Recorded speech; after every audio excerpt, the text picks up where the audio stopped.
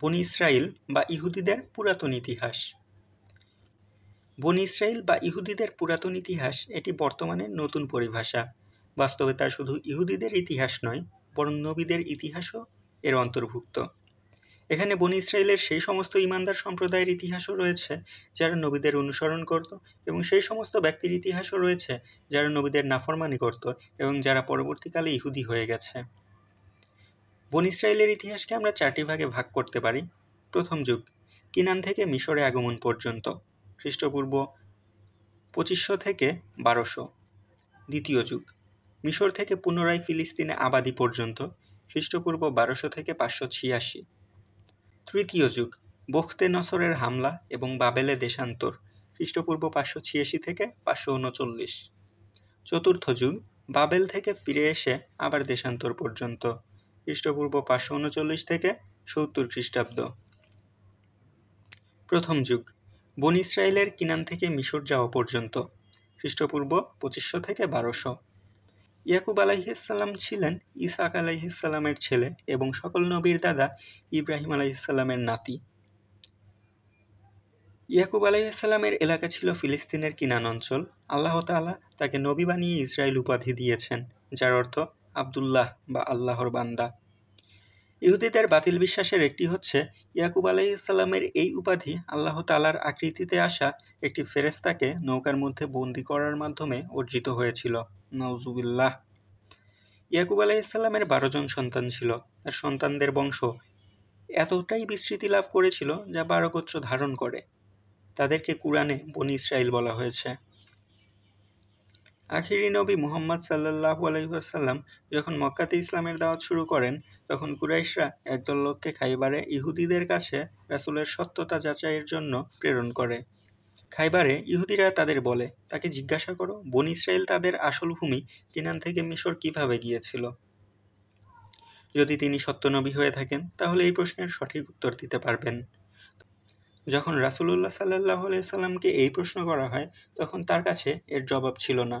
ফলে আল্লাহ তাআলা ইউসুফ আলাইহিসসালামের পুরো ঘটনা সূরা ইউসুফের মধ্যে একসাথে বর্ণনা করে জবাব দিয়ে দেন, যার সারসংক্ষেপ হচ্ছে, ইউসুফ আলাইহিসসালামের ভাইরা হিংসাবশত তাকে বাবার কাছ থেকে সরিয়ে নিয়ে এক কূপে নিক্ষেপ করে, যেখান থেকে একটি কাফেলা তাকে উদ্ধার করে গোলাম হিসেবে মিশরের মন্ত্রীর কাছে বিক্রি করে দেয়।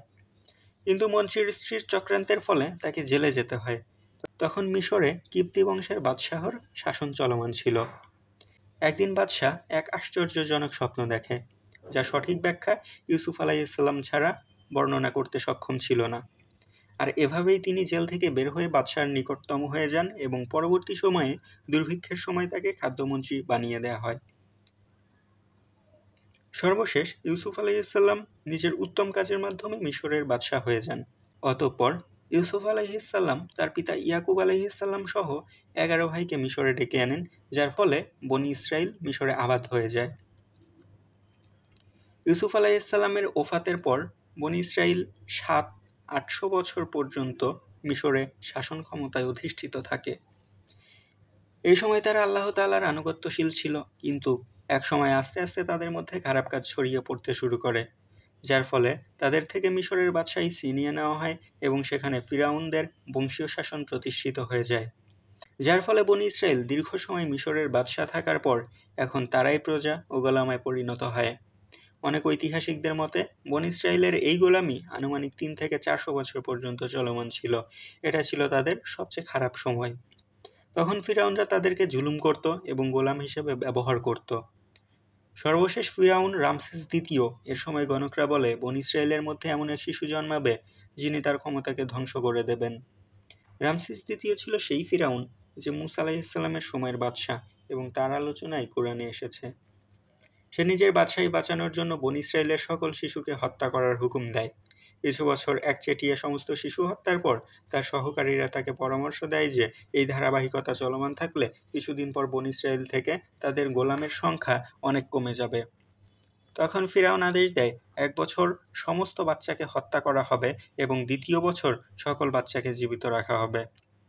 সূরা বাকারাতে আল্লাহ তাআলা এই ঘটনার বর্ণনাতে এই সময়টাকে বনী ইসরাইলের ওপর বিশাল আযাব বলেছেন, অর্থাৎ এটা ছিল বনী ইসরাইলের ওপর এক বিশাল বিপদ। আল্লাহ তাআলার ইচ্ছায় মুসা আলাইহিসসালাম সেই বছর জন্মগ্রহণ করেন যে বছর সকল সন্তানকে হত্যার আদেশ জারি ছিল। কিন্তু আল্লাহ তাআলার ইচ্ছায় মুসা আলাইহিসসালামের মা তাকে একটি বাক্সে রেখে নীল নদে ভাসিয়ে দেন। এই বাক্স যখন ফিরআউনের মহলের পাশে দিয়ে অতিবাহিত হচ্ছিল, তখন ফিরআউনের বিবি আসিয়া সেটাকে উঠিয়ে আনেন। আল্লাহ তাআলা তার অন্তরে মুসা আলাইহিসসালামের প্রতি মহব্বত ঢেলে দেন এবং ফিরআউনের বিরোধিতা সত্ত্বেও মুসা আলাইহিসসালামকে নিজের সন্তান বানিয়ে নেন। অতঃপর আল্লাহ তাআলার ইচ্ছায় মুসা আলাইহিসসালাম ফিরআউনের মহলেই প্রতিপালিত হয়েছিলেন। এখানে মুসা আলাইহিসসালামের সিরাতের দীর্ঘ আলোচনা উদ্দেশ্য নয়। এখান থেকে আমাদের এতটুকুই জানা জরুরি যে মুসা আলাইহিসসালামের নবুয়াত পাওয়া এবং তার দাওয়াত বনী ইসরাইলের ইতিহাসে কতটা প্রভাবশালী ছিল। আল্লাহ তাআলা মুসা আলাইহিসসালামকে নবুয়াত দেন এবং তাকে ফিরআউন ও বনী ইসরাইলের কাছে হিদায়াতের বাণী পৌঁছানোর জন্য প্রেরণ করেন। ফিরআউন যখন মুসা আলাইহিসসালামকে মিথ্যা প্রতিপন্ন করে বনী ইসরাইলকে গোলামি থেকে মুক্তি দিতে অস্বীকার করে, তখন মুসা আলাইহিসসালাম আল্লাহ তাআলার হুকুমে বনী ইসরাইলকে নিয়ে মিশর থেকে বের হয়ে সিনাই মরুভূমিতে চলে যান। সিনাই মরুভূমি মিশর ও ফিলিস্তিনের মাঝে ১০০ মাইল লম্বা একটি অঞ্চল।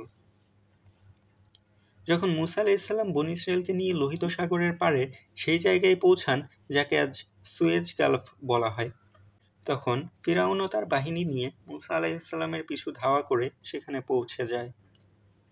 মুসা আলাইহিসসালাম আল্লাহ তাআলার হুকুমে আপন লাঠি দিয়ে সমুদ্রে আঘাত করেন, ফলে সেখানে রাস্তা তৈরি হয়ে যায় যা দিয়ে বনী ইসরাইল সমুদ্র পার হয়ে সিনাই মরুভূমিতে পৌঁছে যায়। কিন্তু ফিরআউন যখন পার হতে চেষ্টা করে, তখন আল্লাহ তাআলা তাদের ডুবিয়ে দেন, আর এভাবেই বনী ইসরাইল ফিরআউনের গোলামীর জীবন থেকে মুক্ত হয়ে যায়। আল্লাহ তাআলা কুরআনে বনী ইসরাইলকে নিজের এই ইহসানের কথা স্মরণ করে দিয়েছেন। আজকের ইহুদিদের ইতিহাসেও যেদিন তারা মুসা আলাইহিসসালামের নেতৃত্বে মিশর থেকে বের হয়ে আসে এবং ফিরআউনের গোলামি থেকে মুক্তি লাভ করে, এই পুরো সফরকে তারা অসম্ভব গুরুত্বের সাথে আলোচনা করে। ইহুদিরা আজও সেই দিনকে ইয়াউমে কিপুর ডাকে, যা থেকে তাদের নতুন বছর শুরু হয়। তাদের ইতিহাসে ইয়াকুব আলাইহিসসালামের কিনান থেকে বের হয়ে মিশর আসা এবং পুনরায় মুসা আলাইহিসসালামের নেতৃত্বে মিশর থেকে বের হয়ে ফিলিস্তিনের সফর শুরু করা ধর্মীয় তাৎপর্য রাখে, যার কারণে বর্তমান যুগের ইহুদিরা মিশর ও ফিলিস্তিনকে নিজেদের প্রতিশ্রুত ভূমির অন্তর্ভুক্ত মনে করে, যার আলোচনা সামনে করব ইনশাআল্লাহ।